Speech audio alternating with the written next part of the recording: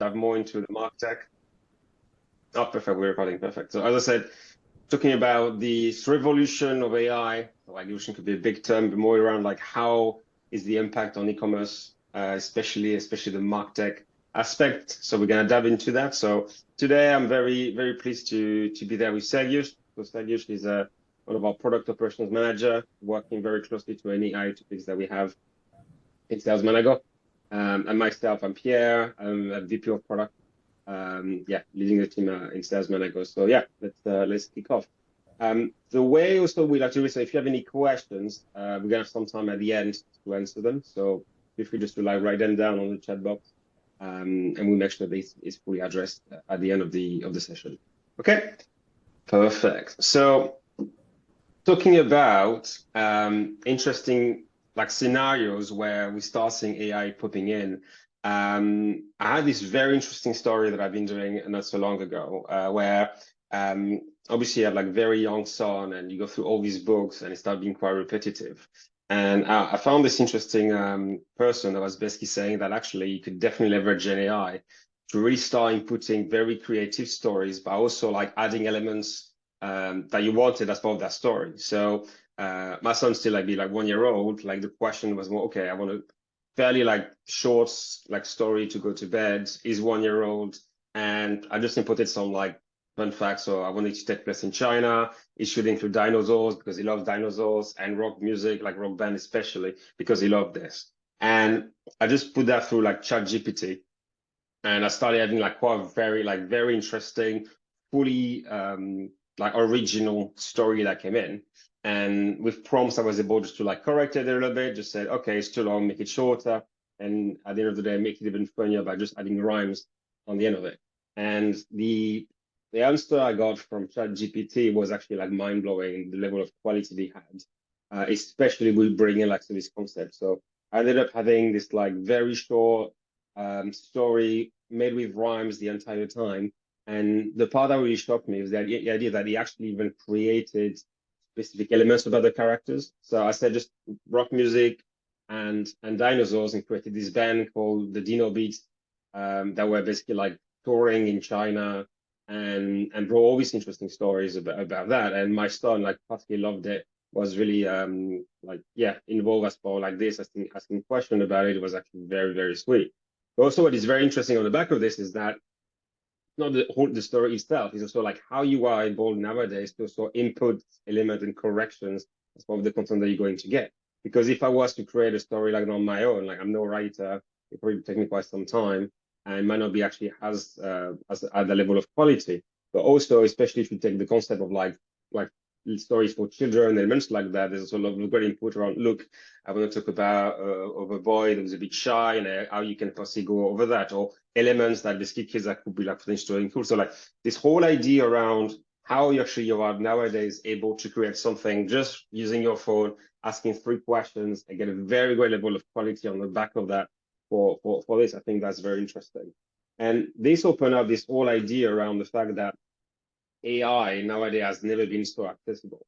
And we still that. So like at the end of like the start of like the AI era, like that used to be very limited to mostly like researchers, finances, simply because of like the cost of like processing, maintaining of these gigantic computers, making this very hard calculation, like whole machine learning, very limited to like this big aspect of yeah, research or finance. Basically, like how can we actually like do this calculation so we can make the research go faster, or finance to like crush all this number and do projections.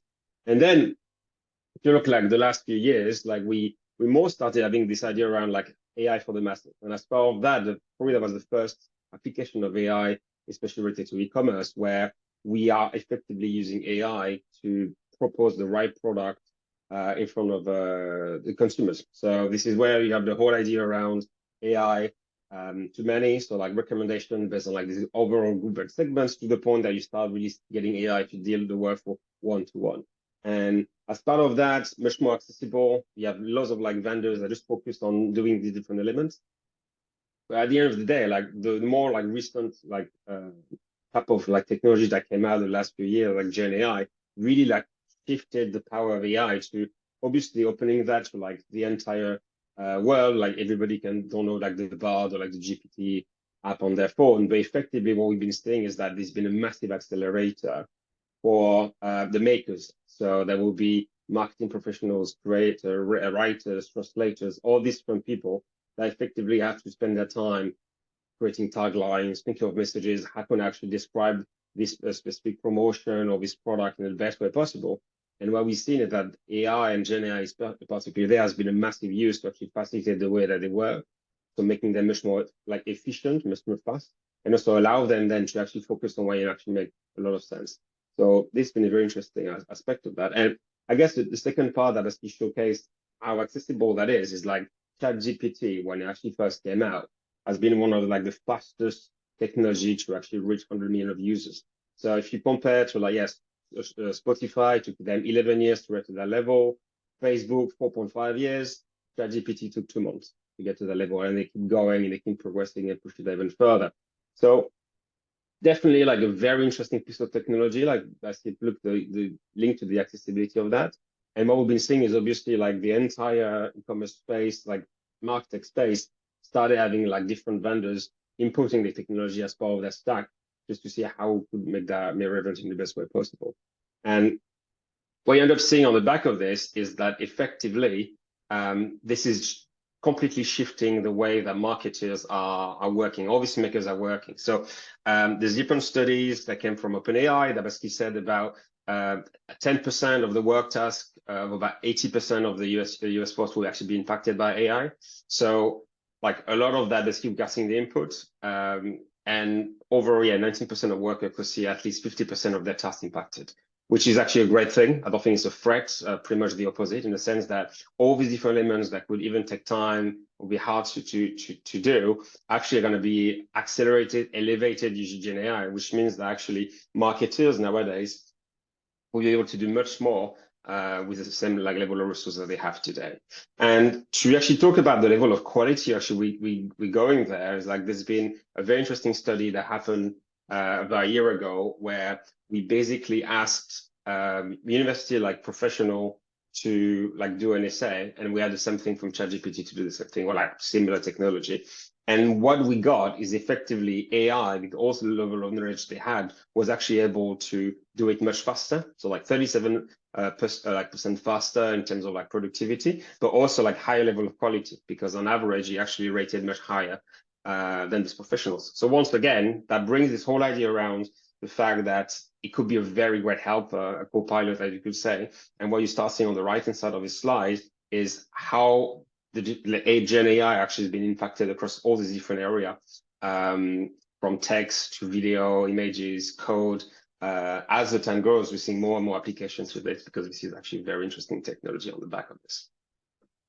And yeah, overall, like there's a prediction from Gartner, which is about 2025, about 30% of add-on marketing messages from large enterprise will be synthetically generated. And I think this is a very great thing, because at the end of the day, there's so much information that comes out, and it's very hard to necessarily find a way to them to be differentiated, or actually simply like go and create them. But effectively, it's all about how we actually can really leverage this great technology to see how we can be even more performant, do more A/B testing, and at the end of the day, delegate some of the elements that as part of our marketing process through that technology, just to like increase the level of quality or productivity on the back of this. But as part of that, so come very interesting elements, which is this big question around intelligence and being smart.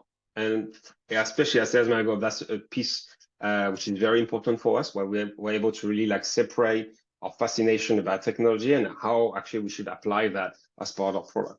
Because it's not just about that. So as a quick illustration, a very like quick illustration from Tom Fishburne, where you see on the left-hand side, somebody saying, look, I was able to take these few bullet points and use Gen AI to create this long email that you could send. And on the other end, on the receiver end, the person does exactly the same thing on the opposite way. So I'm taking this long email and asking it to like reduce to bullet point.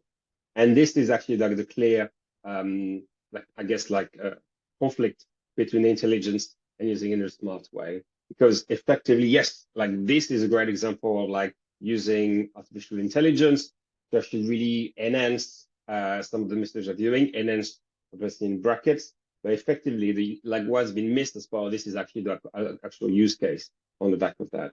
And applied algorithmic intelligence is a smart, not so much. So if we start looking more around like the definition of them too, so if you look at artificial intelligence, is the capacity of computers to exhibit or stimulate intelligent behavior. And obviously it's called AI on the back of this.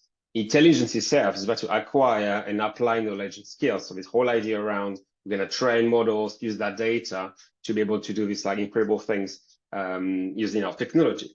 But the difference here is also like smart is about having or showing a quick-witted intelligence. So it's really looking at, okay, we have this great asset of productivity or efficiency.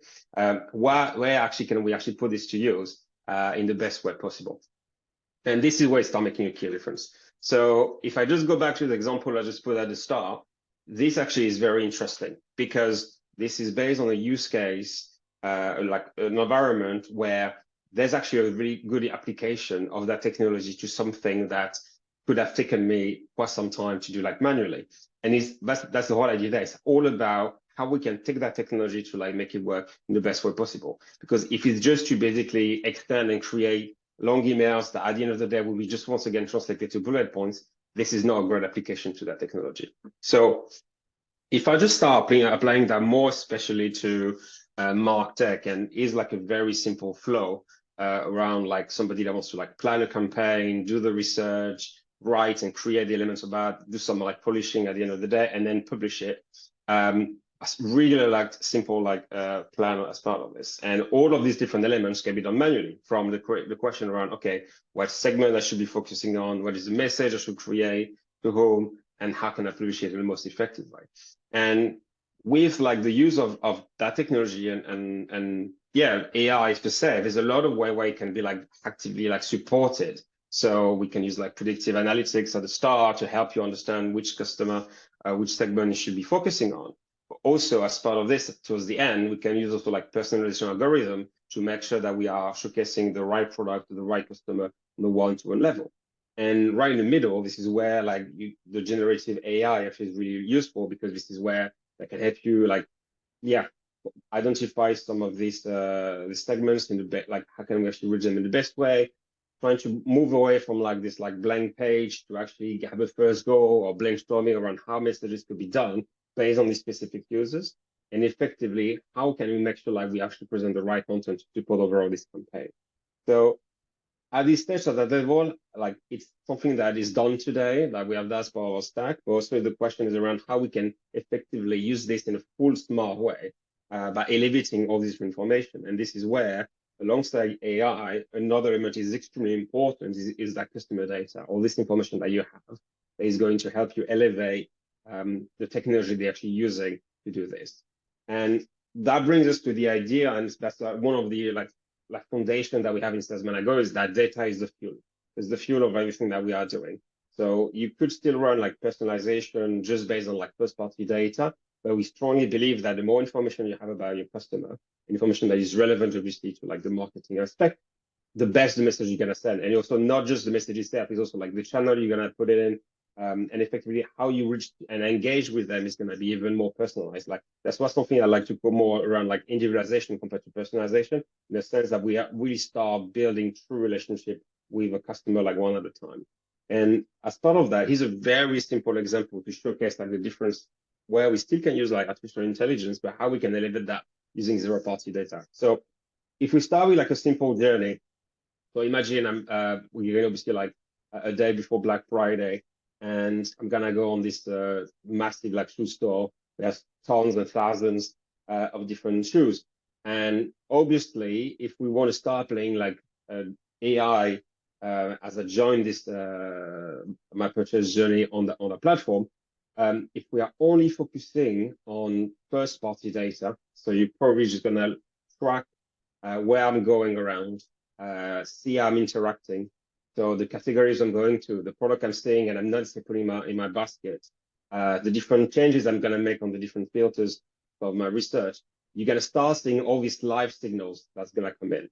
And when you have enough of them, you end up be able to make recommendations based on rules, but also on algorithms, because you might have seen some other users doing similar journeys than me, and therefore recommend product that will be similar because you think that we're probably the same.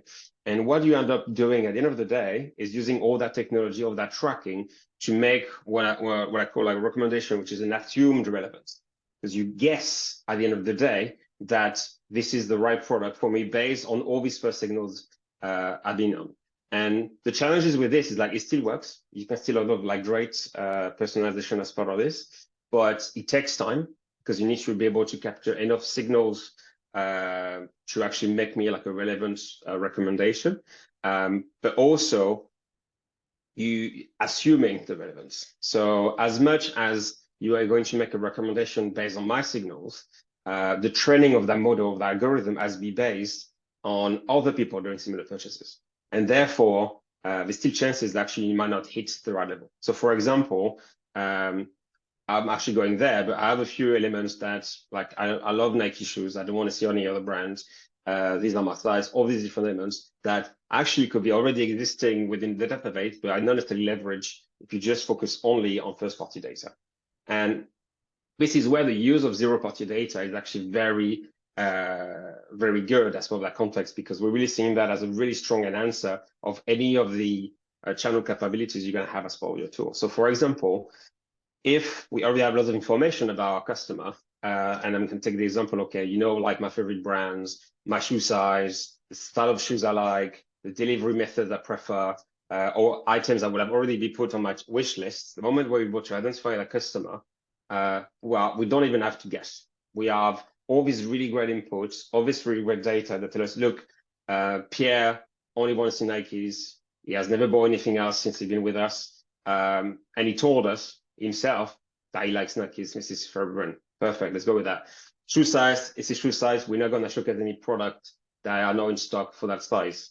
And then we can continue with any other input that we've been getting. And what you get at the end of the day is no longer this assumed relevance, is actual relevance. So it's the whole idea around, and I like to make this clear differentiation that if you were to go in a regular shop, like physically there, and if you've been there many, many times, that you end up like knowing the salesperson, that person, he should be able to recommend you the items based on all the stuff you have told that person previously. Compared to like, if you just focus on first party data, it's almost this idea around, I'm going to go around, browse the store and have somebody following me, looking where I'm going. And only based on that, like not even asking a question, make a recommendation. But at the end of the day, what is the best way to actually ask what is relevant for me? Just ask me. I'm happy to do that. And this is why it makes such a very interesting difference. And this is also like, as part of this, we really start building very strong relationship with customers. But the idea around, okay, you've been giving us that information and what you get in return is actually very great service and very good presentation of the product that you're going to get on the back of this. And what is really interesting with this is that first, we don't even necessarily need to use very complex like AI algorithms straight away. We can simply like use like key like rules as part of the way we present the products. Obviously, all that data is also very interesting to actually like start feeding these bigger models and actually like refine them and get them to be even more like productive and useful at the end of the day.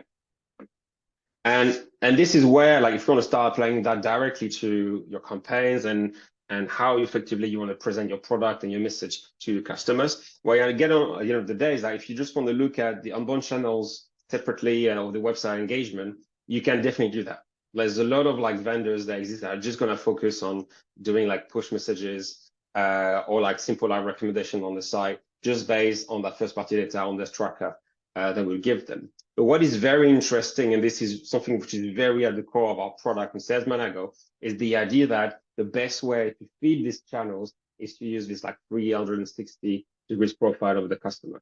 And all of that is based first on all the data that you can gather the CDP from, okay, contact data, transactions, elements that would have gotten from zero-party data, wish list, preferences, all these different elements, and then feed that into like the profile. So we really enhance the understanding of that customer on like a very particular individual level, and then able to feed that to all the channels. So all these channels could work with anonymous users with like simple like the use of like these live signals. But actually, if we have that data already, that make a lot of sense and are massively going to impact the journey of our customers, we definitely should leverage that data to actually enhance like email marketing campaigns, recommendations, the way that you're going to interact with live chat, but already knowing loads of information of the customer that you don't have to repeat again. So all those different elements that makes a lot of like difference as part of the personal journey to say, no, we're not just recommending you product because we're guessing they are the right ones. We are recommending product because we know who you are, we know what are your preferences, and therefore we want to give you like the right product at the end of the day in your basket.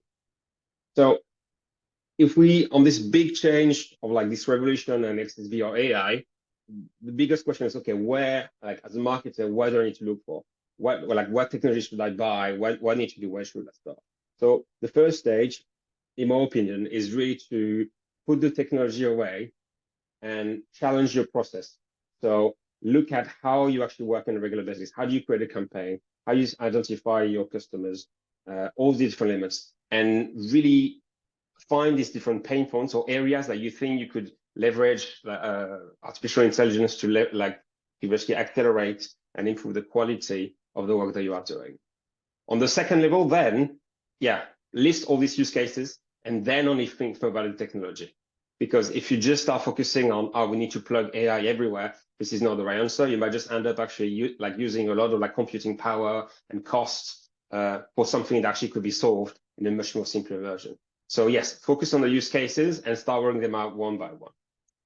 And then when you start really getting to the technology, I think it's very important that you spend the time identifying the right partner, because this should be a long-term partner, especially for technologies like Gen AI that's been like taking the world by storm, where there's been a lot of changes, a lot of upside down, lots of questions when it comes to data privacy. It's very important that you pick that partner with the idea that this is going to be a long-term partner. So make sure you look at where they are going, how they are seeing the concept of AI, how they consider developing it further, and how you make sure that the data is secure and basically compliant based on like the regular regulations of where you're from. And finally, last but not least, AI is nothing without data. So you still can find some algorithm that is there based on external data, but zero-party data and first-party data are probably like the two best ones that you should be using to really train your own models and leverage that. So make sure you take a very good care of that data that is like clean on a regular basis, and also you are using the right ones to actually feed the right algorithms or the right like capabilities to push you towards like the excellence of your MarTech stack. So a lot of things to talk about there. Very, I guess, high level when it comes to like how we should like look into it. And I think it's very important for us to actually show you guys a bit more granularity around how we should actually applying that. So now I'm gonna hand over to Sergius, who's going to go through what we've been doing in the last few months as Sales Manager and how we actually decided to tackle this AI in the smartest way possible. There you go, Sergius. Thank you. Let's start with historical models that we've built, just to show you more or less on what was our journey for the AI. So of course we've started with AI recommendations, AI product recommendations. That's been using the data gathered from all of our clients or all of our contacts in the database to build pretty big models that would allow us to generate much more accurate recommendations than those classic scenarios like recently viewed or products purchased together. So this was the first application of the AI. We then continued with predictions in order to predict the purchase occurrence probability, the churn occurrence probability. So those were pretty much very basic AI models. Just like any other company was doing at the time in order to just start the AI. So I'm sharing this to you because we started our AI in late 2010s, which pretty much shows us that the AI was around us for much longer time than you might think. Then the things only started to ramp up with our next modules. So then we continued on with models based on external providers, so AI voice recognition and look-alike images. Now those are the technologies that have been around for quite some time. They just not been applied very well so far before we introduced our models in the e-commerce industry. So we've been able to introduce the AI voice to build voice commerce, something that's been really popular in the US market and is currently ramping up in the European market, as well as the look-alike images. Now, this technology had actually two benefits. First of all, the search by image, which is still very popular. Also, you'll find it on e-commerce platforms from some giants such as AliExpress or Amazon. This allows, of course, our clients to create to plug in this integration with similar images, so that the contacts, so the viewers of your website, are able to just upload a photo from their phone of an item that they're looking for and find it in your store. Now, of course, you might want to leave only your filters for search. You might want to rely on better keywords, but actually having this opportunity to find what you're looking for just by uploading an image was very much revolutionary at the time. And another benefits from this AI integration is, of course, visually similar product recommendations. So if someone's browsing for a specific product and they've been watching, let's say, white dresses, just like the one on the image, it makes much more sense to recommend to them products that are visually similar.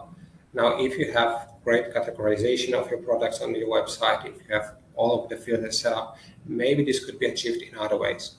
But this AI integration, this AI image recognition and lookalike makes it so much simpler to just plug it into your website and have all of your products from your store analyzed visually and have all of those matchings done by the AI for you. Now, those two sections, those two slides that I've been talking about, those are the AI models that have been on the market for quite some time, and actually those were not what caused so big of a popularity for the AI, because the boom for the AI started about a year ago when OpenAI released ChatGPT. So this was towards the very end of 2022. And on the next slide, you can see that it took us only 2 months to integrate with ChatGPT, creating our AI studio. Now, some companies, they just integrated with ChatGPT, like you have the chat, you can do whatever you want. But we went a step further, integrating with our ready-made prompts that focus on bringing value to marketers, creating stunning email creations, to boost their productivity, to have their content reviewed, to get inspired by what could be a catchphrase, what could be a good call to action, what could be the reasoning behind something. So with the AI integration with the AI Studio, our clients are able to get inspired, have their content generated by state-of-the-art AI. This model was super popular. I mean, it is still super popular, and it is actually the new era of the AI. So generative AI is what makes the AI actually such a great technology, such a good companion that we have right now. Just some trivia: if you look at our templates library for the emails, those that you can just use to get started, all of the content, the entire templates was generated by AI Studio. We love using our own product for our own purposes. This shows us, this actually proves to us that what we did so far is great. This is why we are sending the newsletter from Salesman Echo, using Salesman Echo. This is why we are using live chat from Salesman Echo. on the Salesman website, and this is why we've been using the AI Studio to generate content.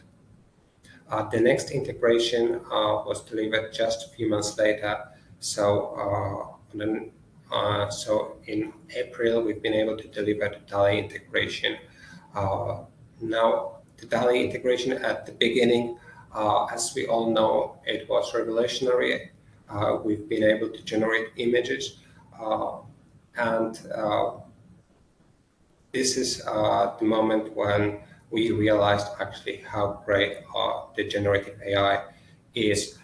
Of course, you are able to generate images for your marketing purposes, but with DALL-E 2 integration, you are now able to also generate image variations from your own upload. So if you have a photo that is quite okay, but not exactly what you're looking for, with the DALL-E 2 integration, you are able to have image variants generated. The content generation by AI it's not only about the text, it is also about the image. So over 60 million images are generated daily by the AI. Another trivia is that it took photographers about 150 years to create this many images, to take this many photos, that it took 1 year for the internet to generate using AI software such as DALL-E, Midjourney, and other Gaussian based software. So this is yet another example. This is actually the example of the image variation. So I had this image of a cup for my home decor email, and the shadows were just not right. They were not composed the way I wanted them. And DALL-E is able to generate the images, retaining those details, retaining the subject, yet in slightly different, from a slightly different point of view. Then came the realization that it's not only about generating content. So the generative AI can actually boost your productivity significantly. This is where the AI Studio for Live Chat comes in. This is one of our latest additions to our AI suite. This is a module that will pretty much change the way we work with the one-to-one communication on live chat. So you can very easily imagine a consultant being able to serve 4 or 5 different customers at a time, because the typing speed is just limited. Of course, you get tired of typing a lot of messages, so you might find great help from the AI in a way of ready-made responses. So with the AI Studio for Live Chat, what we've delivered are ready-made responses that are generated using the context analysis. So the AI is actually analyzing what was said previously in the conversation, and it suggests what could be said, what could be the reply to the customer. Now, this is the first initial version of this module, but we plan to extend it in the future, and I'll be talking about the extensions just in a second.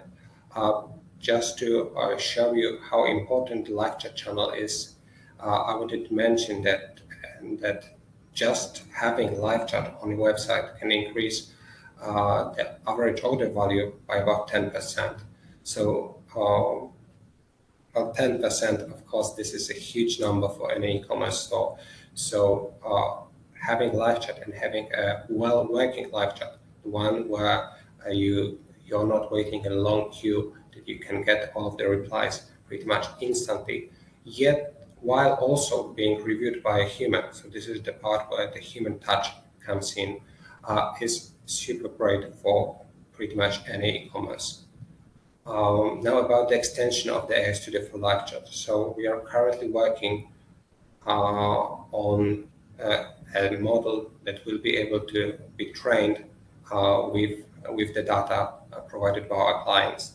So you can imagine just pasting the contents of your frequently asked questions, your privacy policy, terms of service, your knowledge base, but also your product feed to fuel the live chat and have it be trained on such model to be able to provide much better responses. So with all of this data gathered in one place, in one model, we'll be able to release the chat from this human touch. So you will be able to have a chatbot that actually knows everything about your store. You don't need to build any scenarios. You don't need to have all of possible questions in a single format created in our software. You just provide the content that the AI is trained on, and the AI will be able to learn on this and answer all of the questions. And of course, if it feels like the AI is unable to respond, then it can have the fallback to the consultant. So this will greatly increase the productivity of not only the consultants but the general workings of your store. So you will be able to serve your customers 24/7 instantly without any queue for the live chat, while still retaining this one-to-one feel of the communication. The AI for live chat is, of course, not the only thing that we are currently working on. With those models that we can train based on the data that we provide, we are looking into providing you with AI support chat. We have very extensive support articles, which is a huge benefit if you're looking for something, while at the same time being a huge drawback because they are very extensive. So they contain a lot of knowledge. And browsing through all of this can be tiresome. So why not have the AI trained on all of this data and provide you the greatest customer experience, greatest support in real time without any waiting.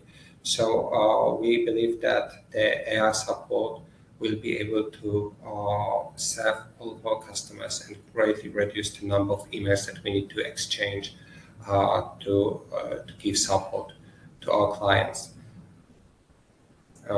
Next, we are also looking at a different thing for the AI. So the tech enablement for people on non-technical positions. This is what ChatGPT and Google Bard or other language models are aiming to provide as well. So you might be a non-technical person, someone who doesn't know how to code, and as it is in many companies, waiting for your R&D team to develop something, to develop an integration or to customize some creations for you, can of course lead to a long waiting time. Now, with the AI integration specialist trained on our data, trained on what we support, what are our APIs, what is our tech documentation, you will be able to just tell the AI what you actually need. So maybe I need to integrate this website, and the AI will be able to just get the website, have a review the code of the website, and suggest the working code for the integration. We've been doing a lot of proof of concepts for this AI, and it works extremely well. So it is able to write a code that works the first time you plug it into your website, and, for example, integrate your checkout with Salesman. So this tech enablement is something that is super important, and it's really worth trying. It's in a very near future where you will no longer need to be tech enabled to do all those technical stuff.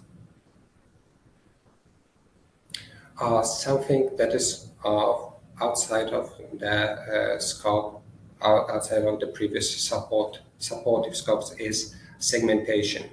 Now, historically, we had a lot of segmentation modules. We are able to create pretty much just the segmentation you want, but you have to do this manually.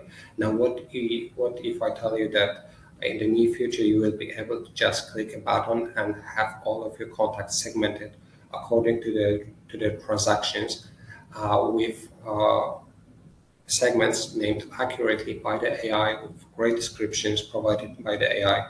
So with just one click of a button, you will be able to have your entire database covered in segments that actually represent the real world use cases. Now, this is what we are aiming to deliver.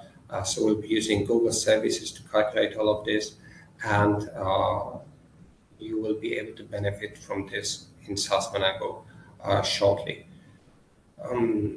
Now, the last thing here you can see great examples of the segments that were deducted by the AI based on actual data from SaaS Manago system. So it was able to split all of the entire contact database into those 6 segments.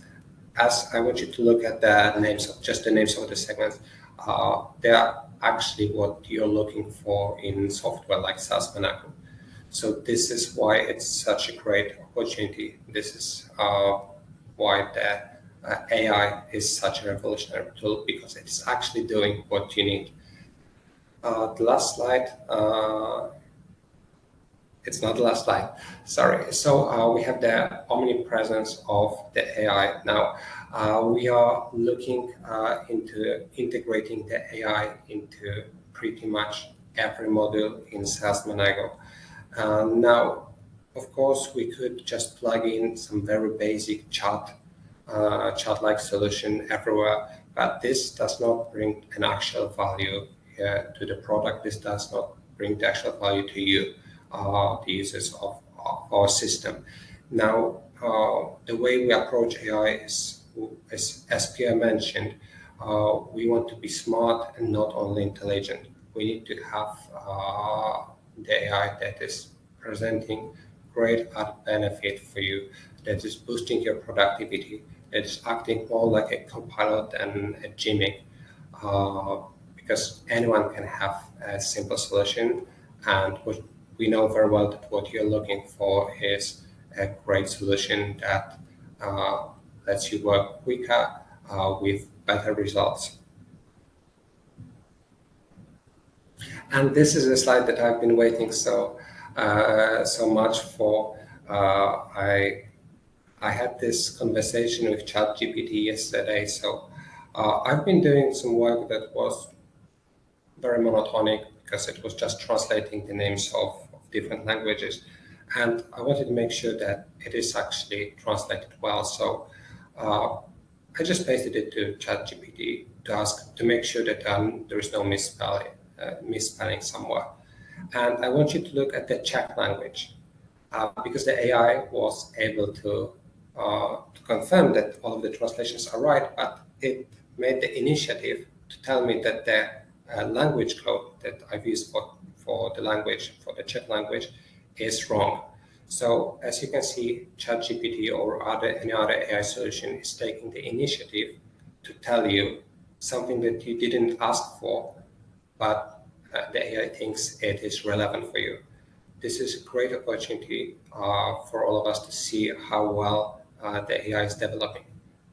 So I haven't seen this back in the past. This is something from yesterday, so that's why I wanted to show you this. I believe it's amazing to see the AI changing such rapidly. Perfect. So brilliant. Thanks so much, Sergiusz. Great. Thank you very much for the very, very interesting webinar. Listen all, right now you have a time to ask some questions. Feel free to put them on chat, and also you can put them on Q&A section. First question I can answer, the recording will be shared after the webinar very, very soon. And also, first of the questions, probably for you, Sergiusz, asked by Adam, about your last slide. Is live chat actually ready for Polish language? Once again, is live chat ready for Polish language?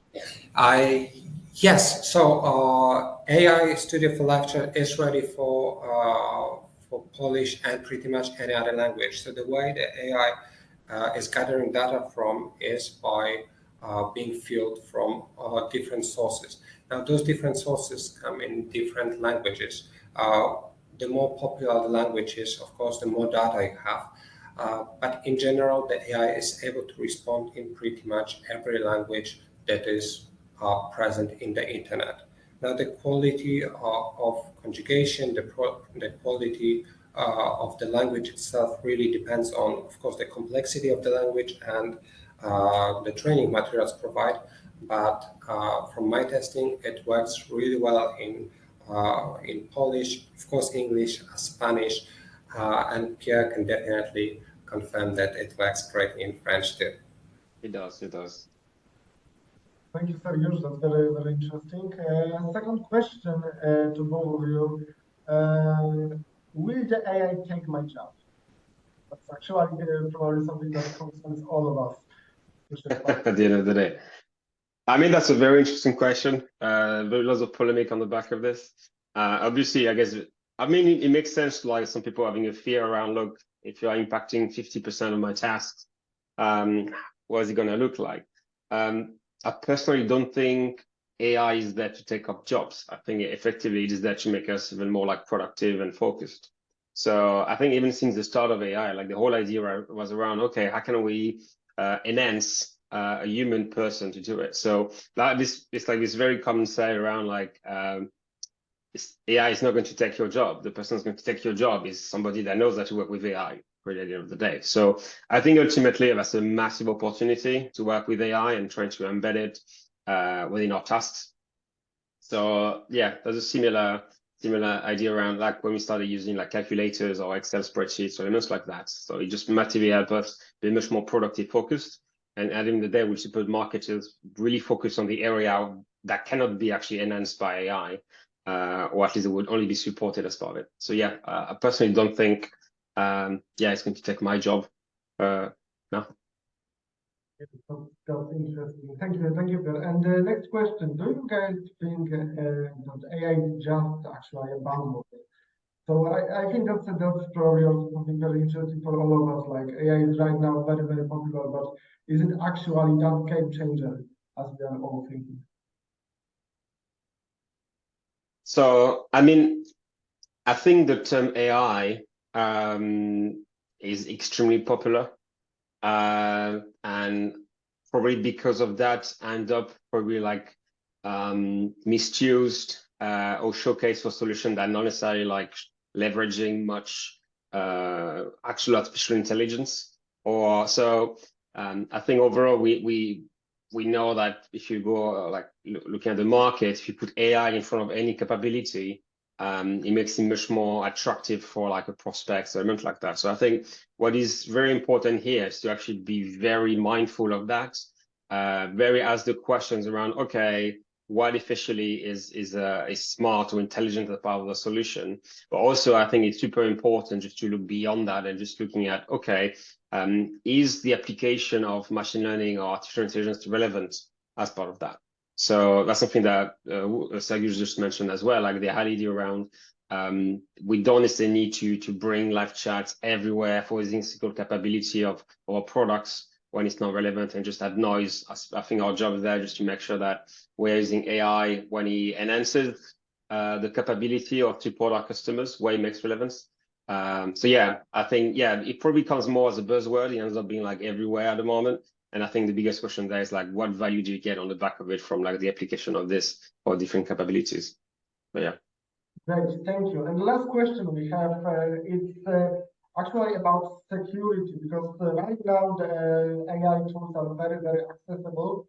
People are putting a lot of data into that, sometimes very confidential data. Do you guys think what the security manager can say about that? How we could convince our security managers that AI is actually safe and helpful? Sergiusz, you want to take this one? Sure, definitely. So we are looking at different providers of AI, not only as a company, but we should all be looking at different providers. Now we have the main providers are, of course, OpenAI with their ChatGPT. We have Google with Bard. Facebook will be releasing Llama model. They have actually leaked the model by accident. And This is where the data security comes in. So as we know, it was the case with the Samsung employees who actually put their internal code database into ChatGPT, which wasn't very wise, of course. But there are, first of all, there are different solutions than only ChatGPT. So let's have a look at Google.